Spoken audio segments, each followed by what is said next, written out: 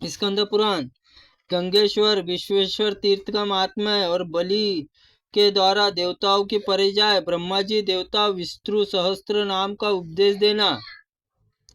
सनत कुमार जी कहते हैं, ब्राह्मण गणेश्वर के समीप आकाश गंगा संगम है, वहां पर पापों को हरने वाले एक श्रेष्ठ तीर्थ है। भूतल पर अन्य वह तीर्थ धन्य है, महान पुण्य फल देने वाला। वहीं भगवान शंकर आकाश में गिरती हुई गंगा मस्तक पर धारण किया है।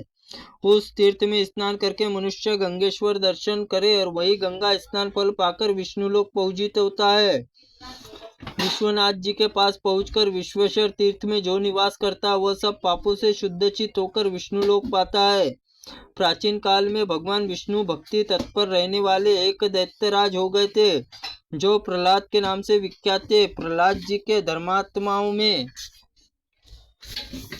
श्रेष्ठ है, उनके आचरण के धर्म पर विजय पाई थी। सत्य, लक्ष्मी, गीता जीता जैसे धैर्य संपूर्ण लोग धारण किए। क्षमा पृथ्वी को जीता, गंभीरता से दिव्य समुद्र प्रज्वलित किया और शौर्य शत्रुघ्नों से परास्त किया था। महात्मा प्रहलाद ने विनय, अतिथियों से दक्षिणा, यज्ञ को, भविष्य, अग्निदेव को जीता था। बाहर भीतर सदाचार पालन करके अनंतकरण पूर्णतः शुद्ध हो गया था।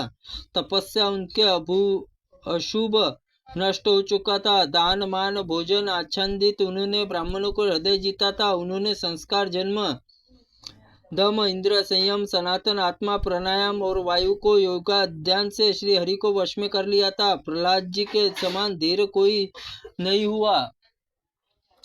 प्रहलाद जी सदाचार पौत्र बलि नाम से प्रसिद्ध हुए। शासन काल में प्रजा उत्तर वृद्धि होती है। पृथ्वी का कोई अल्पवायु, जड़, मूर्ख, रोगी, शालु, पुत्रहीन, धनहीन राजा बलि सम्राट थे। प्रचुर दक्षिणाओं से संपन्न अनेकानेक यज्ञ करते थे और सहतोदीप पृथ्वीराज सदैव पालन किया। एक समय राजा बलि सभा के बीच में श्रेष्ठ सिंहासन पर बैठे। तब सब ओर से जय जयकार होकर तथा पुराणों की स्मृतियां, दिव्य कथा वार्ता चल रही थी। इसी में ऋषि प्रधारे और बड़े बड़े दैत्य दानव बलि सेवा में उपस्थित हुए। सिद्ध, नाग, गण, यक्ष, किंब पुरुष आदि राजा दरबार में आए।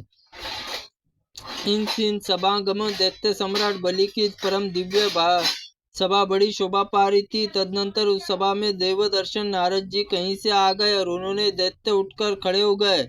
सबने मस्तक झुकाकर प्रणाम किया। राजा बलि ने नारद जी का स्वागत का सत्कार आसन दिया और उनका कुशल समाचार पूछा।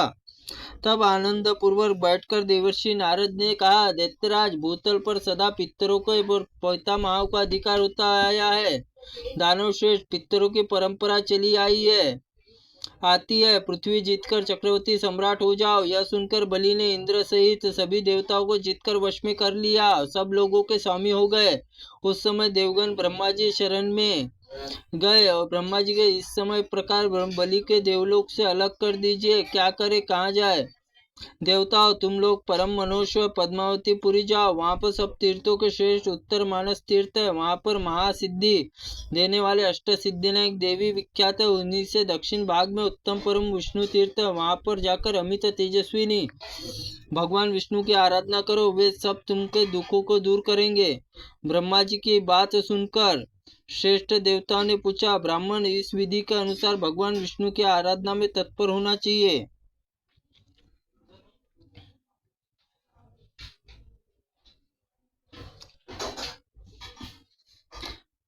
शुक्लांबर विष्णु शशि वर्ण चतुर्भुजम प्रसन्न वंदनम ध्यायते सर्व विघ्नो पशान्ते लाभस्ते जयस्तेषा कुतस्तेषा पराजय येषामिंदी वरद श्यामो हृदस्तो जनार्दन। ब्रह्मा जी बोले, देवताओं, भगवान विष्णु श्वेत वस्त्र धारण किए, चार भुजा सुशोभित, उनके अंगों की कांति चंद्रमा के समान गौर, मुख पर सदैव प्रसन्नता छाई रहती है। ऐसे हरि सब विघ्नों को शांति के लिए ध्यान करें। नील कमल के समान श्याम सुंदर श्री विष्णु के हृदय में विराजमान, उन्हीं को लाभ होता है। जो उनकी विजय होती है, उनकी पराजय कैसे हो सकती है। भगवान विष्णु सहस्त्र नाम स्तोत्र वह अत्यंत शुभ है और विष्णु भक्ति प्रदान करने वाला है। त्रुटिपूर्ण वाक्य के लिए भगवंत आप हमें क्षमा करें। ओम नमः शिवाय नमः। ओम स्कंद पुराणाय नमः। ओम नमः शिवाय नमः।